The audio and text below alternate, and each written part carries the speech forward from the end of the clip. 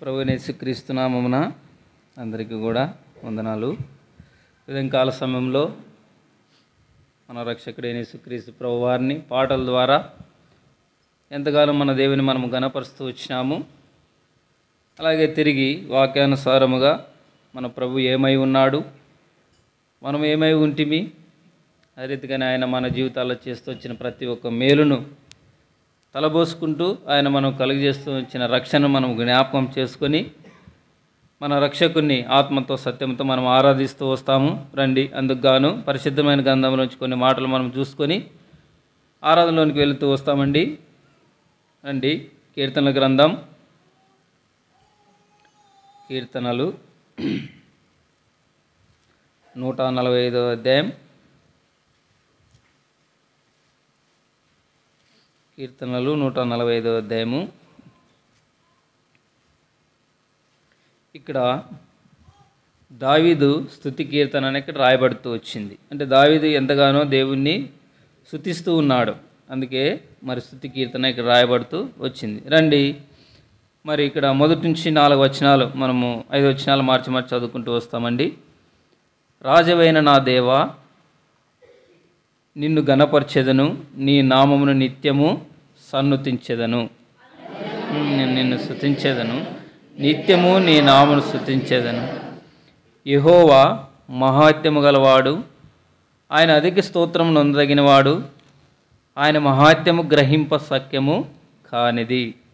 తరం వారు మరొక తరం వారి ఎదుట నీ క్రియలను కొనియాడుదురు, నీ పరాక్రమ క్రియలను తెలియజేయుదురు. 5వ వచనం కలిసి చదువుకుంటూ వస్తామండి. మహోన్నతమైన నీ ప్రభావ మహిమను, నీ ఆశ్చర్య కార్యములను నేను ధ్యానించెదను. అలాగే 8, 9 వచనాలు కూడా కలిసి చదువుకుంటూ వస్తామండి. యెహోవా దయాదాక్షిణ్యములు గలవాడు, ఆయన దీర్ఘశాంతుడు, కృపాశయము గలవాడు. యెహోవా అందరికీ ఉపకారి, ఆయన కనికరములు ఆయన సమస్త కార్యముల మీద ఉన్నవి. దేవుని సహాయం మనం ఇక్కడ గమనించినట్లయితే దావీదు ఎంతగానో ఇక్కడ ఆయన గొప్పతనం గురించి జ్ఞాపకము చేస్తూ ఉన్నాడు. నిజంగా ఎందుకు నిత్యం ఆయన స్తుతిస్తూ ఉన్నాడంటే అంతగా ఆయన పట్ల మరి దేవుడు ఉపకారం చూపుతూ వచ్చినాడు, అంటే అంతగా జ్ఞాపకం చేసుకుంటూ వచ్చినాడు. అందుకే ఇక్కడ మరి దేవుని వాక్యంలో ఉంది కదా, 9వ వచనం, యెహోవా అందరికీ ఉపకారి, ఆయన కనికరములు ఆయన సమస్త కార్యముల మీద ఉన్నాయి. ఆయన కనికరము ఆయన సమస్త కార్యముల మీద ఉన్నాయి. నిజంగా ఇంతగా మరి ఆయన కృప చూపుతూ ఉన్నాడు. నిజంగా మరి ఇక్కడే మరి 146వ అధ్యాయం 5వ వచనంలో చూసుకున్నట్లయితే, మన ప్రభు గొప్పవాడు, ఆయన అధిక శక్తి గలవాడు, ఆయన జ్ఞానమునకు మితి లేదు. ఇక్కడ దావీదు ఎంతగానో ఆయనను పొగుడుతూ ఉన్నాడు, ఎంతగానో ఆయన గొప్పతనం గురించి వర్ణిస్తూ ఉన్నాడు. అంటే అంతగా ఆయన అంత గొప్ప దేవుడుగా ఆయన ఉన్నాడు. నిజంగా ఆకాశం మహాకాశం పట్టజాలంటే గొప్ప దేవుడు, సమస్తం వాటిపైన అధికారం కలిగిన దేవుడు. మరి ఇక్కడ అంటున్నాడు కదా, యెహోవా ఆయన అందరికీ ఏమై ఉన్నాడంట, ఉపకారి అయి ఉన్నాడు. ఇక్కడ కింద వచనంలో మనం చూసుకున్నట్లయితే ఆయన కనికరములు ఆయన సమస్త కార్యముల మీద ఉన్నాయి. ఆయన కనికరం. మరి ఇక్కడ మనము ఇంకా కొద్దిగా ముందుకు వెళ్ళినట్లయితే ఆయన ఎంత గొప్ప దేవుడుగా ఉన్నాడంటే నిజంగా ఆయన జ్ఞానమునకు మరి మితి లేదు, అంటే ఇంత అని హద్దు లేదు. అంత సమస్తం ఎరిగిన దేవుడు, సర్వసృష్టికి ఆది సంభూతుడై ఉన్న దేవుడు, సైన్యములకు అధిపతి యెహోవా దయాదాక్షిణ్యపూర్ణుడు, కృపాసత్య సంపూర్ణుడు. రకరకాలుగా మరి భక్తులు ఆయనను వర్ణిస్తూ వచ్చినారు ఆయన గొప్పతనం గురించి. మరి ఇంత గొప్ప దేవుడు నిన్ను నన్ను ఆయన జ్ఞాపకం చేసుకుంటూ వచ్చినాడు. రండి, ఎంతగా మరి ఆయనను ఏర్పాటు చేసుకుంటూ వచ్చినాడంటే ద్వితీయోపదేశకాండం 7వ అధ్యాయము, ద్వితీయోపదేశకాండం 7వ అధ్యాయం.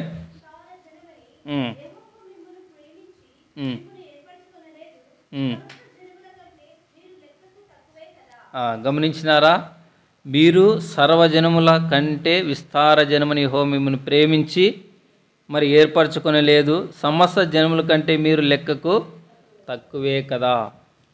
సమస్త జనముల కంటే మనం లెక్కకు తక్కువే అయినప్పటికీ కూడా మొదటి మాట మొదటి మరి ఇక్కడ మన అంశము దేవుడు మనల్ని ఏర్పరచుకుంటూ వచ్చినాడు. ఎంతగా ఏర్పరచుకుంటూ వచ్చినాడంటే 6వ వచనంలో, నీవు నీ దేవుడైన యెహోవాకు ప్రతిష్ఠిత జనము, నీ దేవుడైన యెహోవా భూమి మీదనున్న సమస్త జనముల కంటే నిన్ను ఎక్కువగా ఎంచి నిన్ను తనకు స్వకీయ జనముగా ఏర్పరచుకొనెను. చూసినారా, సమస్త జనముల కంటే మనం లెక్కకు తక్కువైనప్పటికీ కూడా సమస్త జనముల కంటే లెక్కకు ఎక్కువగా చేసి ఆయనకు ప్రతిష్ఠ జనముగా ఉండుట కొరకై నిన్ను నన్ను ఆయన ఏం చేస్తూ వచ్చినాడు?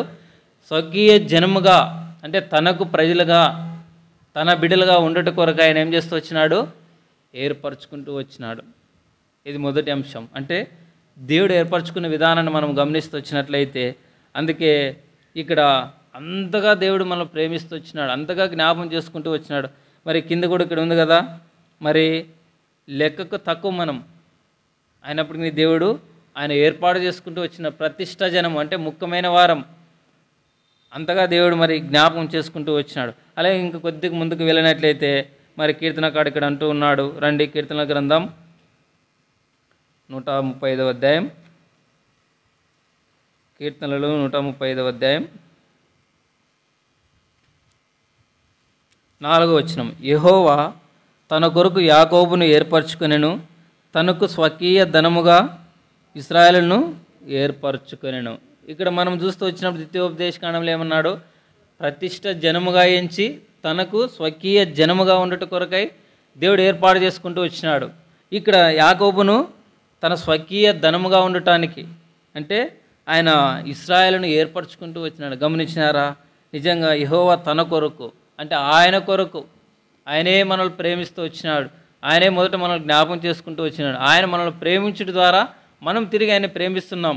అయితే ఆయనే మనం మొదటిగా మమ్మల్ని ప్రేమిస్తూ వచ్చినాడు. ఇక్కడ స్పష్టంగా ఉంది కదా, యెహోవా తన కొరకు యాకోబును ఏర్పరచుకున్నాడు. యాకోబు అంటే మనకంతా తెలుసు, మోసగాడు.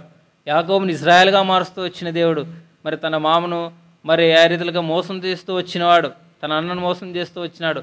అయితే యాకోబుని ఇశ్రాయేలుగా దేవుడు మారుస్తూ వచ్చినాడు. ఇక్కడ ఉంది కదా, స్వకీయ ధనముగా ఉండడం మరిగా ఇశ్రాయేలును ఏర్పరచుకొనెను.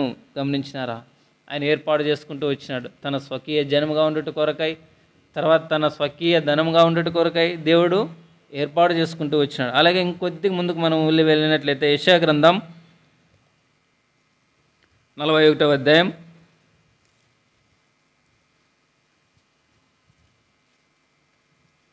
8వ వచనం,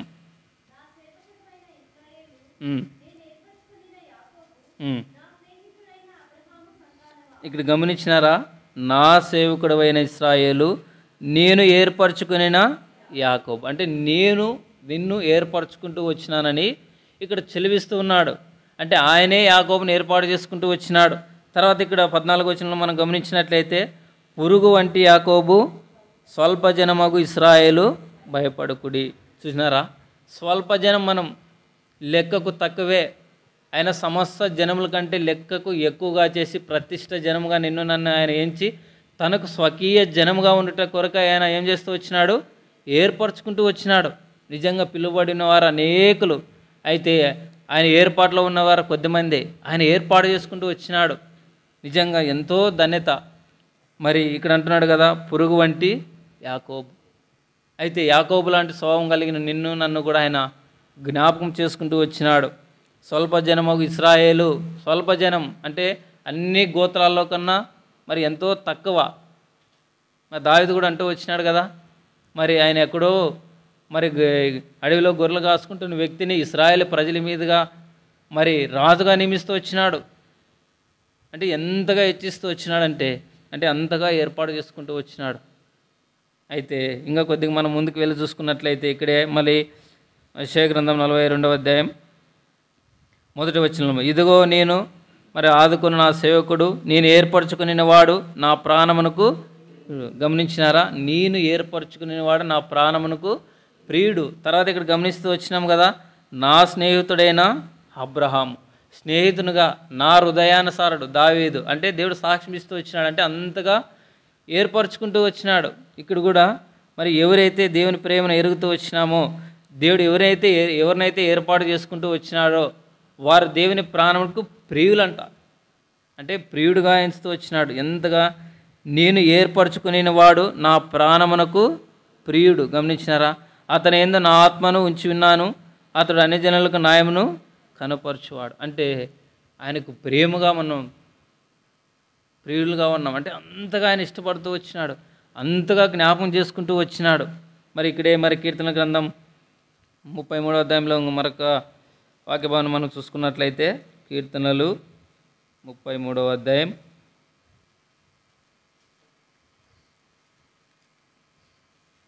12వ వచనం, యెహోవా తమకు దేవుడు కాగల జనులు ధన్యులు, ఆయన తనకు స్వాస్థ్యముగా ఏర్పరచుకుని జనులు ధన్యులు. గమనించారా?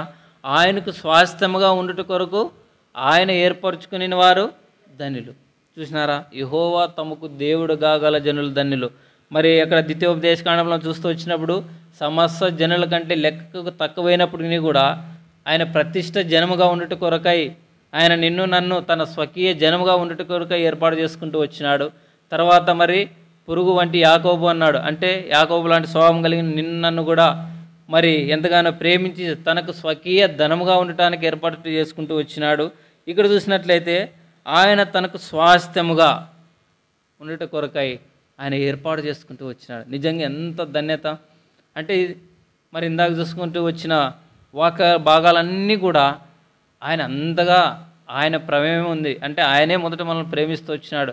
ఆయనకి ఇష్టంగా ఆయన ప్రేమించి తనకు స్వాస్థ్యముగా ఉండుట కొరకై నిన్ను నన్ను ప్రేమిస్తూ వచ్చినాడు.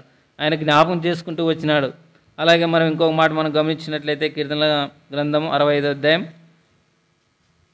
కీర్తనలు 65వ అధ్యాయం 4వ వచనం,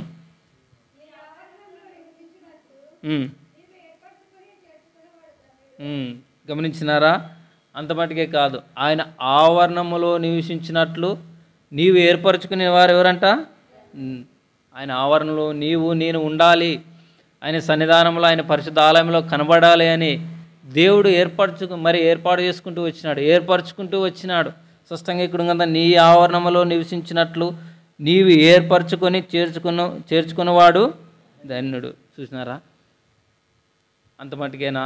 ఇంతగా ఆయన ఏర్పాటు చేసుకుంటూ వచ్చినాడు. తన స్వకీయ జనముగా ఉండుటకు, తన స్వకీయ ధనముగా ఉండుట కొరకు, తన స్వాస్థ్యముగా ఉండుట కొరకు, తన పరిశుద్ధమైన ఆలయంలో నివాసం చేసేటట్లుగా, అంటే ఆయన సన్నిధానంలో కనబడేటట్లుగా ఉండాలని ఆయన జ్ఞాపకం చేసుకుంటూ నిన్ను నన్ను ఏర్పరచుకుంటూ వచ్చినాడు. చూసినారు? ఎంత గొప్ప ధన్యత! సరే, మరి ఇంతవరకు ఇంతగా దేవుడు ఏర్పాటు చేసుకుంటూ వచ్చినాడు కదా. ఒక్కసారి మన స్థితిగతులు గమనించినట్లయితే ఇంతగా దేవుడు ఏర్పాటు చేసుకోవడానికి మనలో ఏమైనా ఒక గొప్పతనం ఉందా, లేకపోతే మంచితనం ఉందా? ఏ రకంగా చూసినా అరికాలు మొదలుకొని తల వరకు స్వస్థ కొంచెమైనా లేదు. అంటే ఏమాత్రం మంచితనం లేదు. ఆయన ఏర్పాటు చేసుకుంటూ వచ్చిన ఏర్పాటును ఒక్కసారి మనము గమనించినట్లయితే ఏ రకంగా చూసినా మనము ఆశ్రయించడానికి వీలు లేదు. అంటే దేవుడు నన్ను ఏర్పాటు చేసుకున్నాడు అని గర్వించడానికి మనకు వీలు లేదు. అయితే ప్రభు యందు మనము ఆనందపడుతూ రావాలే కానీ, అయితే ఆయన ఏర్పాటు చేసుకొచ్చిన ఏర్పాటును ఒక్కసారి మనం గమనించినట్లయితే 1 కొరింథీయులకు రాసిన పత్రిక 1వ అధ్యాయంలో రాయబడుతూ వచ్చినాయి. రండి, 1 కొరింథీయులకు రాసిన పత్రిక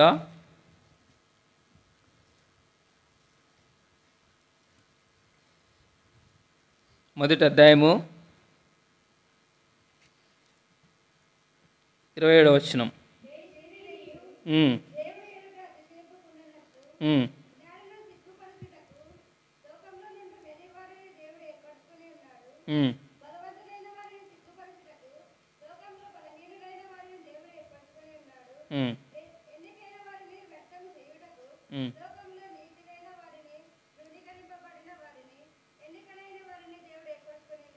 ఇక్కడ గమనించినారా? ఏ శరీరం దేని ఎడుత మరి అసహించుకుంటున్నట్లు ఆయన ఏర్పాటు చేసుకుంటున్న ఏర్పాటును ఒక్కసారి జ్ఞాపకం చేసుకుంటే లోకంలో ఎంతోమంది ఉన్నారు. నీవు నేను ఎంతో మరి సమస్త జనముల కంటే లెక్కకు తక్కువే.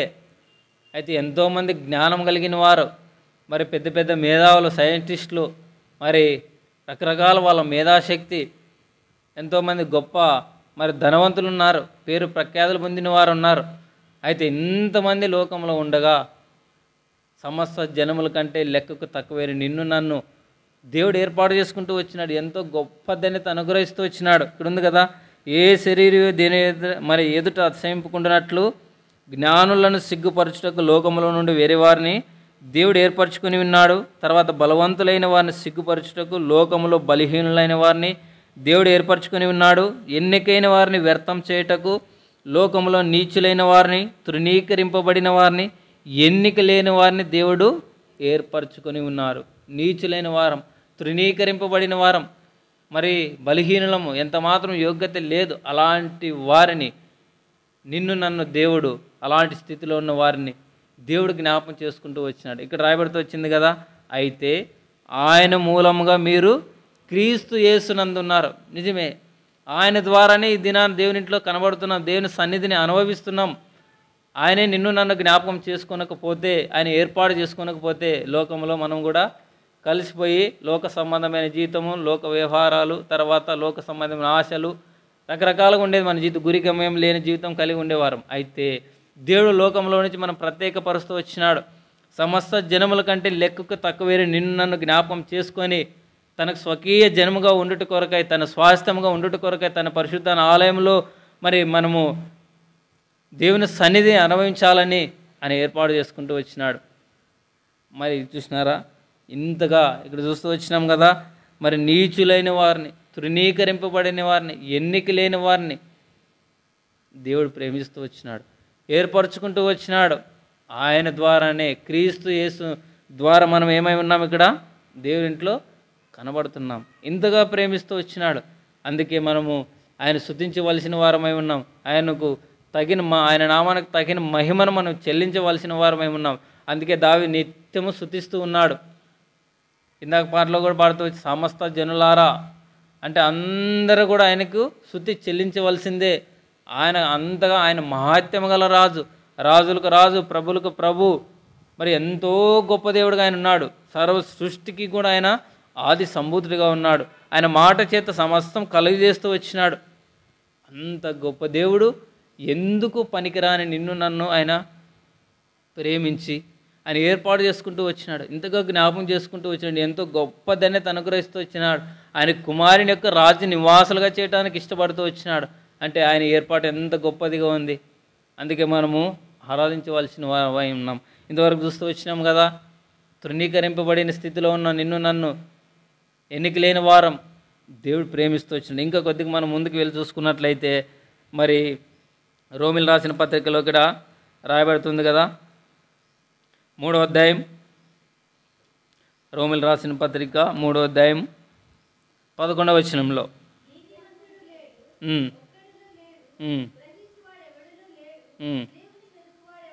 ఇది మన స్థితిగతులు. నీతిమంతుడు లేడు, ఒక్కడు లేడు, గ్రహించేవాడు లేడు, దేవుని వెతికేవారు అసలు లేరు. మరి త్రోవ తప్పిపోయిన అందరూ మరి త్రోవ తప్పి ఏకముగా పనికి మాలిన వారే. అంటే పనికి వచ్చేవాళ్ళు కాదు, ఇంకెంతగా దిగజారిపోయిండల్లా. దేవుని భయం అసలే లేదు, ఇంకా దేవుని వెతికేవారు లేరు, పర్ఫెక్ట్ పర్సన్ ఎవరూ లేరు. అందరూ కూడా తనకు నచ్చినట్లుగా, తన మనసుకి ఏది కరెక్ట్ అనిపిస్తే ఆ రీతిగా నడుచుకుంటూ వచ్చినారు. నీతిమంతుడు లేడు, ఒక్కడు లేరు, స్పష్టంగా రాయబడుతూ ఉంది. అయితే దేవుడు ఎంతగానో జ్ఞాపం చేసుకుంటూ వచ్చినాడు. ఎంతగానో దేవుడు నిన్ను నన్ను ప్రేమించి తన కుమారుని యొక్క రాజ్య నివాసులుగా, తన స్వాస్థ్యముగా ఉండాలని, మరి స్వకీయ జనముగా ఉండాలని, తన పరిశుద్ధ ఆలయంలో నివాసం చేయాలని దేవుడు ఏర్పరచుకుంటూ వచ్చినాడు. స్వల్ప జనమగు ఇశ్రాయేలు అన్నాడు కదా, పురుగు వంటి యాకోబును ప్రేమించిన దేవుడు. యాకోబు స్థితిగతులు మనకంతా తెలిసిందే. అయితే అంతగా దేవుడు ప్రేమిస్తూ వచ్చినాడు. ఆయన గొప్పతనం నిజంగా, ఆయన ప్రేమను మనం వర్ణించలేం. అంతగా ఆయన ప్రేమించి ఏర్పాటు చేసుకుంటూ వచ్చినాడు. ఇక్కడ చూసినట్లయితే చూస్తూ వచ్చినాం కదా. మరి తర్వాత మనం ఏ రీతిగా ఉన్నామంట కింద వచనాల్లో మనం చూసుకున్నట్లయితే, మరి రకరకాలుగా, మరి 16వ వచనంలో, నాశనమును కష్టమును వారి మార్గంలో ఉన్నవి, శాంతి మార్గము వారు ఎరగరు. అంటే దేవుని ప్రేమ ఎరకమునకు అలాంటి జీవితము జీవిస్తున్న నిన్ను నన్ను, తృణీకరింపబడిన నిన్ను నన్ను, ఎన్నిక లేని నిన్ను నన్ను దేవుడు ఏర్పరచుకుంటూ వచ్చినాడు. అంతగా ఆయన జ్ఞాపకం చేసుకుంటూ వచ్చినాడు. చూసినారా, అందుకే దావీదు తన ఆరోపూర్వకంగా దేవుని ప్రేమను రుచి చూచి, అందుకే సమస్త జనులారా, సమస్తము కూడా ప్రాణము మరి 150 మరి అధ్యాయం కీర్తనల గ్రంథంలో చివరిలో రాయబడుతూ సకల ప్రాణులు కూడా ఆయనను స్తుతిస్తూ ఉన్నాయి, ఆయన గణపరుస్తూ ఉన్నాయి నిజంగా.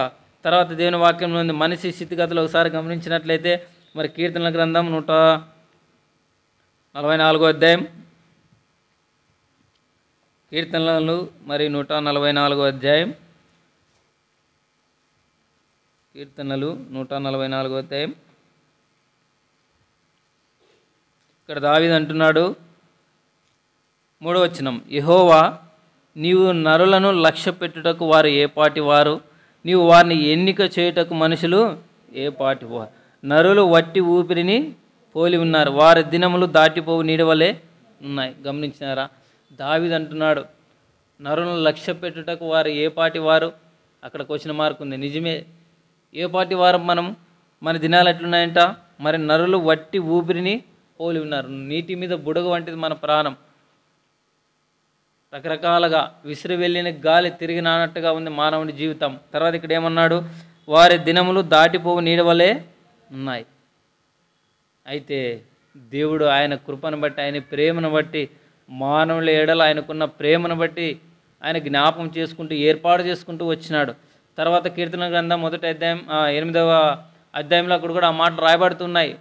మనిషిని జ్ఞాపం చేసుకుంటకు వాడు ఏ పాటి వాడు, నీవు నరపుతుని దర్శించుటకు వాడు ఏ పాటి వాడు, దేవుని కంటే మరి కొద్దిగా అంతే తక్కువ, మహిమా ప్రభావములతో వానికి కిరీటమును ధరింపజేసి ఉన్నావని దావీదు అంటున్నాడు. నిజమే, అంతగా మనుషుని జ్ఞాపం చేసుకుంటూ వచ్చినాడు. నిజంగా మరి ఆయన ప్రేమను ఎంతగా మనం వర్ణించగలం? అంతగా ఆయన నీ నా ఎడల ఆయన ప్రేమను వెల్లడపరుస్తూ వచ్చినాడు, ఏర్పాటు చేసుకుంటూ వచ్చినాడు. అందుకే మనము మరి హృదయపూర్వకంగా యోహాను సువార్త 4వ అధ్యాయం 24 వచ్చిన ప్రకారం ఆత్మతో సత్యముతో, ఏదో నోటి మాటల ద్వారా కాదు, నిజమే ప్రభువా నీ స్వాస్థ్యముగా ఉండటానికి సమస్త జనుల కంటే లెక్కకు తక్కువైన నన్ను ప్రతిష్ట జనముగా ఉండుట కొరకై మరి ప్రభువా నీ జనముగా చేసుకుంటూ వచ్చినావు. తర్వాత నీ స్వాస్థ్యముగా పరిశుద్ధ ఆలయంలో నివాసం చేయటానికి ఆయన ఏర్పాటు చేసుకుంటూ వచ్చినాడు. కాబట్టి వీటన్నిటిని మనం మన స్థితిగతులు కూడా చూస్తూ వచ్చినాం. ఆయన గొప్పతనం గురించి చూసుకుంటూ వచ్చినాం. ఆయన ప్రేమ ఎంతగానో వెల్లడిపరుస్తూ వచ్చినాడు. ఆయన ప్రేమను గురించి కూడా చూసుకుంటూ వచ్చినాం. అంటే ఆయన ఏర్పాటు ఇంతగా ఏర్పాటు చేసుకుంటూ వచ్చినాడు. చూసినారా? కాబట్టి వీటన్నిటిని మనం తలబోసుకుంటూ మన రక్షణను ఆరాధించవలసిన వారమే మనం ఉన్నాం. చూసినారా? మరి ఇక్కడ అంటున్నాడు కదా, నరులు ఎలాంటి స్థితిలో ఉన్నారు, నీవు వారిని ఎన్నిక చేయుటకు మనుషులు ఏ పాటి వారు. అంటే వారిని ఎన్నుకొనటానికి లోకంలో ఏదైనా ఒక స్థానం కావాలంటే రకరకాలుగా ఆలోచన చేస్తూ వస్తారు. తర్వాత ఇతరులతో ఆ వ్యక్తిని గురించి మరి ఎన్నో ప్రశ్నలు అడుగుతూ వస్తారు, ఆయన గురించి విచారణ చేస్తారు. అంటే ఒక స్థానం అతనికి ఇవ్వాలంటే. అయితే మనుషులు ఇక్కడ ఏమన్నాడు? నీవు వారిని ఎన్నిక చేయుటకు మనుషులు ఏ పాటి వారు. మరి అసలు అరగలే కాదు. మరి 1 కొరింథీయులకు రాసిన పత్రికలు మనము అక్కడ చూస్తూ వచ్చినాం కదా, తృణీకరింపబడిన వారం, ఎన్నిక లేని వారం, నీచులము అని రాయబడుతుంది అక్కడ. అయితే ఆయన ప్రేమను బట్టి, ఆయన కృపను బట్టి ఆయన ఏం చేస్తూ వచ్చినాడు? జ్ఞాపం చేసుకుంటూ వచ్చినాడు. అలాగే రండి ఇంకొన్ని మాటలు చూసుకొని మనం 6వలోనికి వెళుతూ వస్తాం. 2వ తెస్సలోనికి రాసిన పత్రిక, 2వ తెస్సలోనికి రాసిన పత్రిక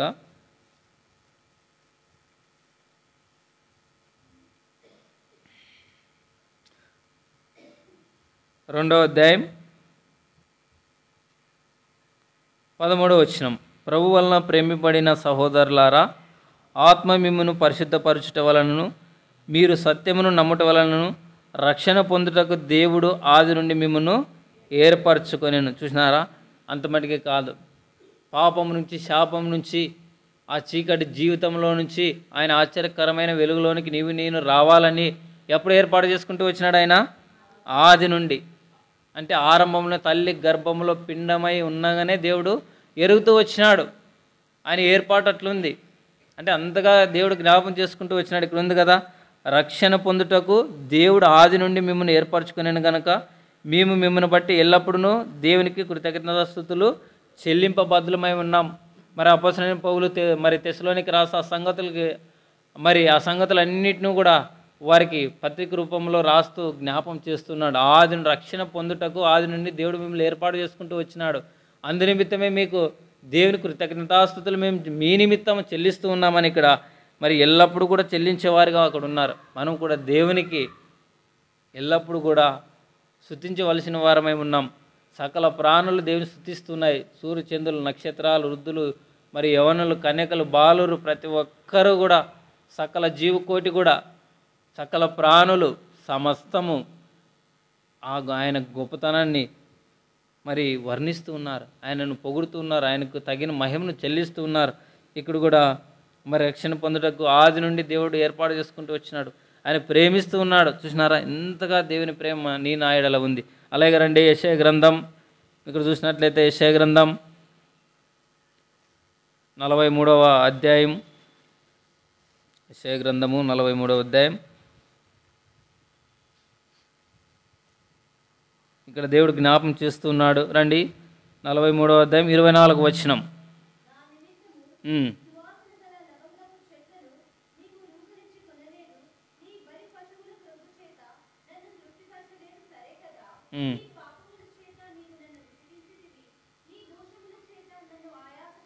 ఇక్కడ గమనించినారా? నీ పాపముల చేత నీవు నన్ను విసిగించితివి, నీ దోషముల చేత నన్ను ఆయాస పెట్టితివి.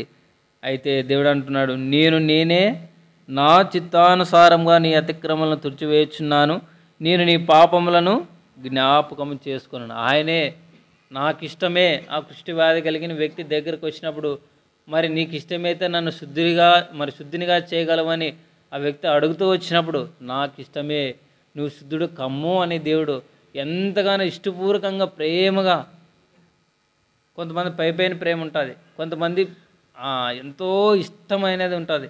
అయితే మనుషుల ప్రేమకు దేవుని ప్రేమకు సాటి కాదు. కానీ అయితే దేవుడు నాకు ఇష్టమే, ఎంత ఇష్టంగా దేవుడు ఆ మాట చెప్పిండల్లా అంటున్నాడు కదా, నేనే నా చిత్తానుసారంగా నీ అతిక్రమములను తుడిచివేయుచున్నాను, నేను నీ పాపములను జ్ఞాపకము చేసుకొనను. ఎంత ప్రేమ ఆయనకు మన ఎడల ఉంటే మాట చెప్తూ వస్తాడు. మన పాపముల చేత ఆయనను ఎంతగానో విసిగిస్తూ వచ్చినాం, ఎంతగానో మరి ఆయనను ఇబ్బంది పెడుతూ వచ్చినాం, మరి దేవునికి శత్రువుగా జీవిస్తూ వచ్చినాం, దైవోగ్రతకు పాత్రలు అవుతూ వచ్చినాం. అయినప్పటికీ కూడా దేవుడు ఆయన జ్ఞాపం మరి చేసుకుంటూ వచ్చినాడు. ఇందాక మరి ద్వితీయోపదేశకాండం 7వ అధ్యాయంలో చూస్తూ వచ్చినప్పుడు అక్కడ దాసుల గృహంలో నుంచి దేవుడు విడిపిస్తూ వచ్చినాడు ఇశ్రాయేలు ప్రజలను. అందుకే అక్కడ నిర్గమకాండంలో 15వ అధ్యాయం 11వ వచనంలో, యెహోవా వేలుపొలలో నీ వంటి వారు ఎవరు? పరిశుద్ధతను బట్టి నీ మహనీయుడవు, స్తుతి కీర్తనను బట్టి పూజ్యుడవు, అద్భుతములు చే దేవుడవు. అంటే ఆయనకు సాటైన వారు ఎవరు కూడా లేరు. స్తుతి కీర్తనలు అక్కడ ఇశ్రాయేలు ప్రజలు పాడుతూ వచ్చినారు ఐగుప్తు దాసత్వం నుంచి విడిపించబడుతూ వచ్చినప్పుడు.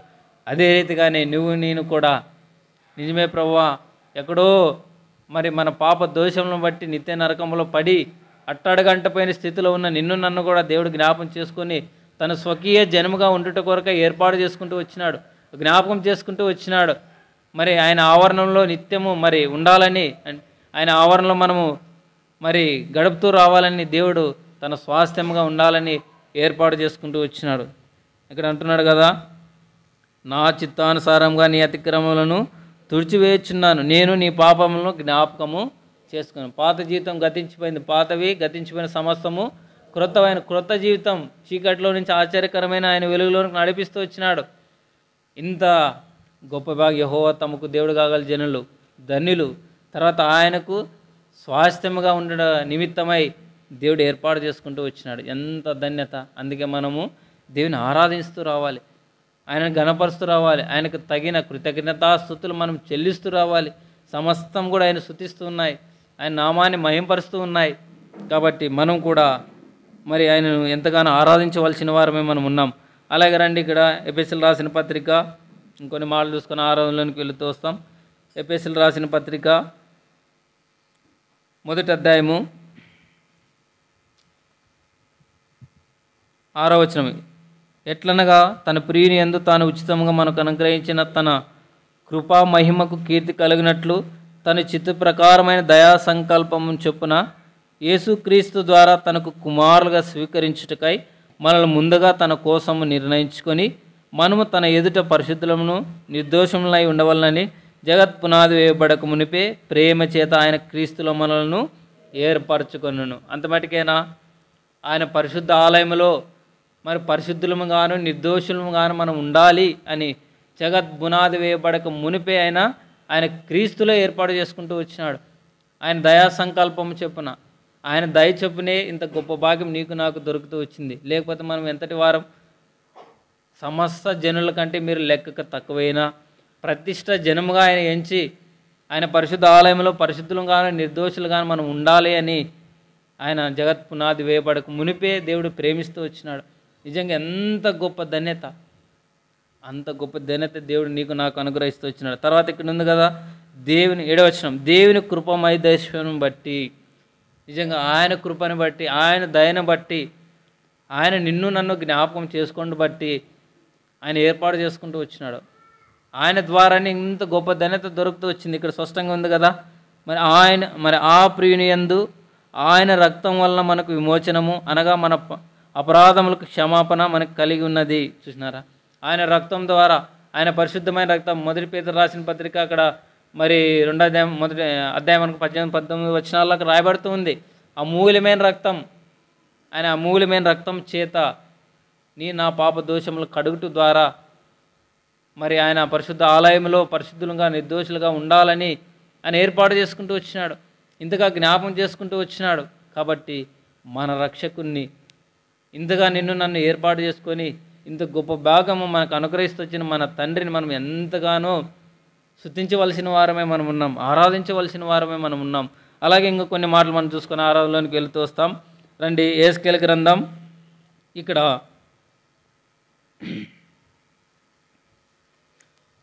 యెహెజ్కేలు గ్రంథం 37వ అధ్యాయం. ఇక్కడ యెహెజ్కేలుకు దేవుడు ప్రత్యక్షమై, ఇక్కడ మనం గమనించినట్లయితే 37వ అధ్యాయంలో ఆ మాటలన్నీ రాయబడుతున్నాయి. 2వ వచనం, ఎముక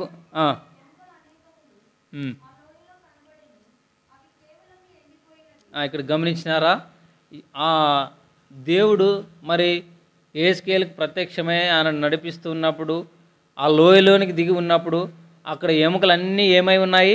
ఎండిపోయినాయి. అంటే ఎండిపోయిన స్థితి, అంటే ఇంకెంత మాత్రం కూడా అది మొలవలేని స్థితి, ఇంకా దాని స్థితి ఆటికి సమాప్తం అనుకోవాలా. అయితే అలాంటి స్థితిలో ఉన్న వారిని కూడా దేవుడు జ్ఞాపం చేసుకోవడానికి ఇష్టపడుతూ వచ్చినాడు. ఈ రీతిగా దేవుడు దర్శనమిచ్చి మరి ఆయన నరపుత్రుడా, ఎండిపోయిన ఈ ఎముకలు బ్రతకగలవా అని దేవుడు అడుగుతూ వచ్చినాడు. అయితే మరి యెహెజ్కేలు అంటూ వచ్చినాడు, నీకే తెలియని ప్రభువా.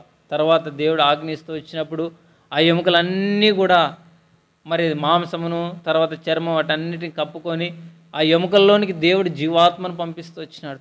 అవన్నీ కూడా బ్రతుకుతూ వచ్చినాయి. అనేక సైన్యంగా అక్కడ ఇశ్రాయేలు ప్రజలుగా నిలబడుతూ వచ్చినారు.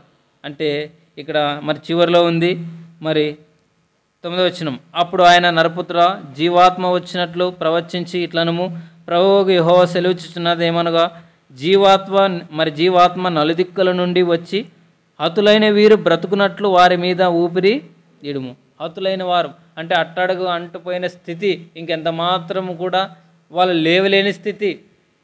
గమనించినారా, మరి ఎండిపోయిన కర్ర, అహరోను కర్ర ఏమైతే వచ్చింది? చిగురిస్తూ వచ్చింది. ఆ ఎండిపోయిన కర్ర మనం ఎక్కడైనా మనకు అవసరమైనప్పుడు ఇది ఎండిపోయిన కట్టి అంటాం, అంటే అది మొలవటానికి అవకాశం ఎంత మాత్రం ఉండదు. అదే రీతిగా నా స్థితిగతులు కూడా దేవుని ప్రేమ ఎరక మునుపు మరి ఎండిపోయిన స్థితి, ఎంత మాత్రం కూడా మొలవలేని స్థితి. అయితే ఆ ఎండిపోయిన ఎముకలను కూడా ఆయన జీవాత్మను పంపించి మరి వాటిని బ్రతికింపజేస్తూ వచ్చినాడు. ఇక్కడ కింద ఉంది కదా 10వ వచనం, ఆయన నాకు ఆజ్ఞాపించినట్లు నీ ప్రవచింపుగా జీవాత్మ వారి లోనికి వచ్చెను, వారు సజీవులై లేచి లెక్కింప సఖ్యము కాని మహా సైన్యమై నిలిచిరి. అప్పుడు ఆయన నాతో ఇట్లనెను, నరపుత్రుడా, ఈ ఎముకలు ఇశ్రాయేల్ అందరినీ సూచిస్తున్నాయి. ఇశ్రాయేల్ అందరినీ, మనం కూడా అలాంటి స్థితి, ఎండిపోయిన స్థితి,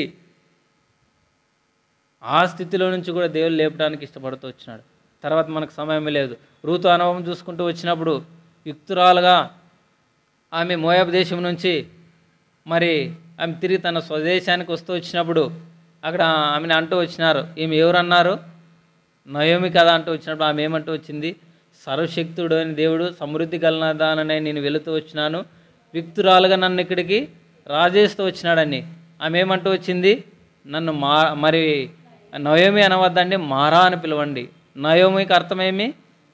మధురం. మారా చేదు. అయితే మారా అనుభవాన్ని మధురముగా మార్చిన దేవుడు. ఆమె ఎంత మాత్రము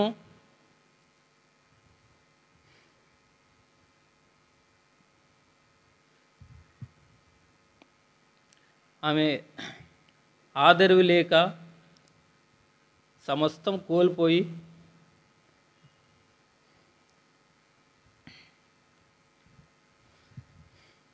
తిరిగి వచ్చినప్పుడు దేవుడు జ్ఞాపం చేసుకుంటూ వచ్చినాడు.